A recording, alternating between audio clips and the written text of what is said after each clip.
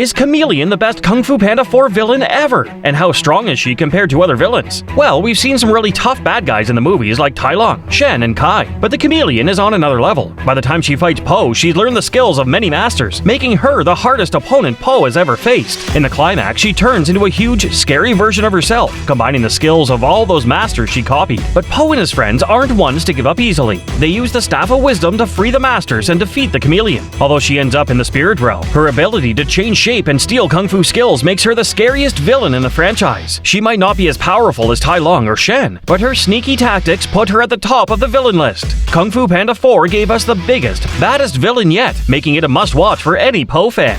What do you guys think? Can you believe that the Chameleon was supposed to be a human in Kung Fu Panda 4? Yeah, believe it or not, there were plans for the movie to mix live action with animation, where human characters would have been real people. Something like Donald Glover in Across the Spider-Verse. An artist working on the film shared some concept art showing humans alongside the animated characters. The idea was for characters like Zen to be played by real actors like Awkwafina. Imagine Awkwafina as our next Dragon Warrior. That would have been interesting though. The main villain, the Chameleon, was also supposed to be a real person. They were all said to come from a city called Human City. How would it have worked? Maybe instead of a portal to the spirit realm, there would have been one to Human City. It's hard to say, but personally, I'm glad they scrapped the idea. I'm not sure if it would have felt right, but it would have definitely been interesting to watch. What was that now? This is a crazy blink and you'll miss a detail in the first Kung Fu Panda movie. I'm sure you'll still miss it if you didn't blink. So in the first movie, in the scene where Master Shifu is training Po, we actually see Shifu breaking the fourth wall and looking directly into the camera. This is a pivotal moment where he acknowledges the camera. Oh wait, there's another crazy detail during the beginning of this film. In Po's room on the wall, there's a scribble sketch of Kai, the villain from the third movie. Po probably had a vision of his craziest villain 8 years before even meeting him. Interesting, right? Hey, did you see this Kung Fu Panda 4 detail? Po's path is somewhat mirrored in the story of the Chameleon, but with a little twist. Little Po and Chameleon dreamed of becoming Kung Fu masters, but Chameleon's tiny size and Po's not the normal martial arts size prevented them from realizing their childhood dreams. This is when things start to get interesting. Po persevered and turned into the Dragon Warrior, proving everyone incorrect, while the Chameleon chose another route. Instead of overcoming the rejection, she allowed it to consume her and resorted to some quite dubious activities, such as looting the techniques of former Kung Fu masters and even managing her own criminal enterprise. She seems like a warning to Po, a live example of what may have happened if he had allowed rejection to take him over. What do you think? What was that now?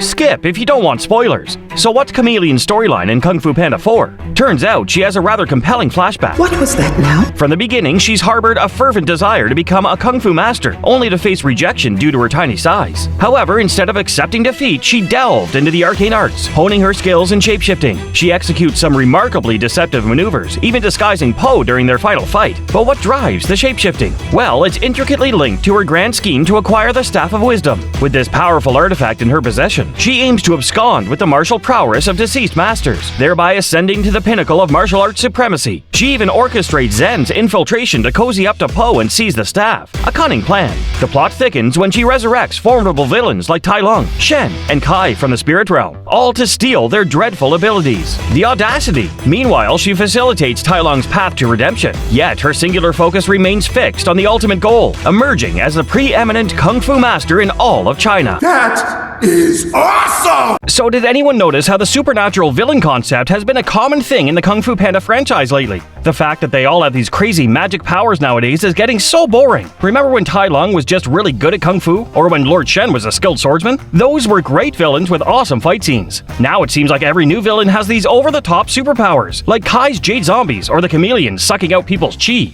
And the Chameleon turning into Po? Not looking forward to the cliche training montage where he has to relearn Kung Fu. The director saying Chameleon is the most supernatural villain just makes me sigh. It feels like they've lost touch with what made the first Kung Fu Panda movies so special. Have you been enjoying the supernatural touch in the recent movies, or are you looking for something fresh?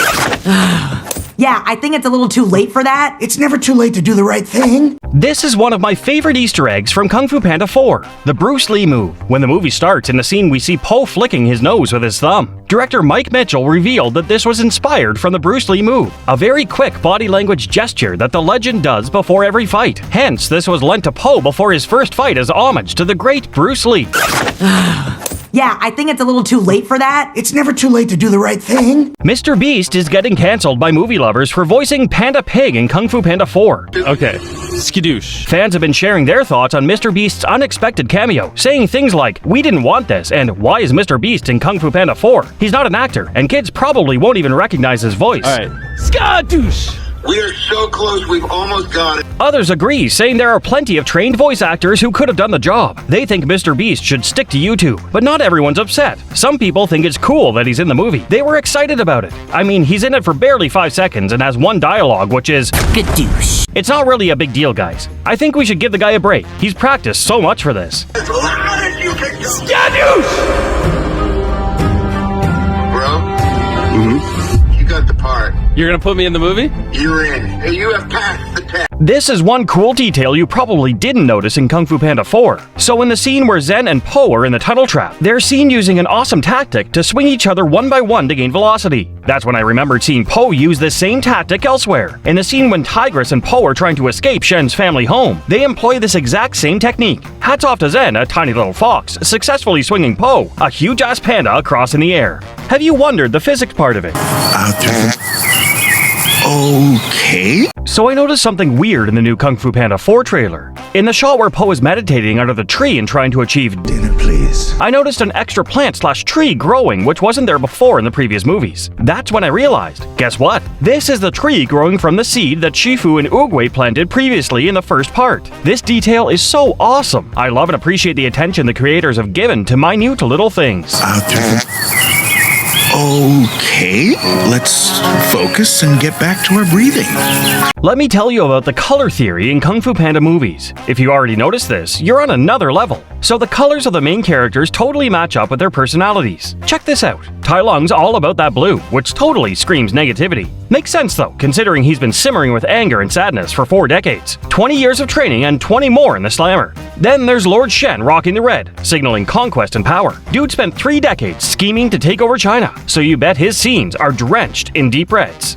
And let's not forget Kai, repping that jade green, all spiritual and seeking revenge. Whenever he's around, scenes are bathed in green, especially when he's on the hunt for Chi in the Jade Palace in Panda Valley. Finally, Po's rocking the gold, symbolizing heroism. When he steps up as the real Dragon Warrior, his Chi's all about that golden dragon, showing he's got the power. It's pretty rad how color theory nails each character's vibe and strengths in this movie. Whoa! Yeah. Fans are not very excited about Kung Fu Panda 4's animation quality. According to some online critics, it appears stagnant and lacking notable improvements from its predecessors. DreamWorks is historically known for a mix of exceptional and mediocre films. After the success of Puss in Boots: The Last Wish, fans hoped for a similar leap in quality with Kung Fu Panda 4, but the trailer suggests otherwise. While the series has a distinct visual style, the lack of innovation and growth in the animation seems underwhelming compared to the recent forward leap in the animation world seen in Spider-Man Into the Spider-Verse. Hope the story compensates for the dull and boring visuals. Catch you later, Panda. Remember Po and Zen's first meet and fight scene, so Po always has a tendency to accidentally damage the Urn of Whispering Warriors, which I've already broken twice! a recurring motif in the series. The urn is now kept in the Jade Palace's Hall of Heroes. As a nod to this tradition, the filmmakers decided to incorporate a similar mishap in the new film. We felt it was fitting for the vase to meet its fate once again. Po just can't seem to catch a break. As someone who appreciates the franchise, I particularly enjoyed that scene because it echoed one of the most humorous interactions between Po and Shifu from the original movie. Oh no! He's got a walking stick. What are you gonna do, stroll me to death? I am the Dragon Warrior!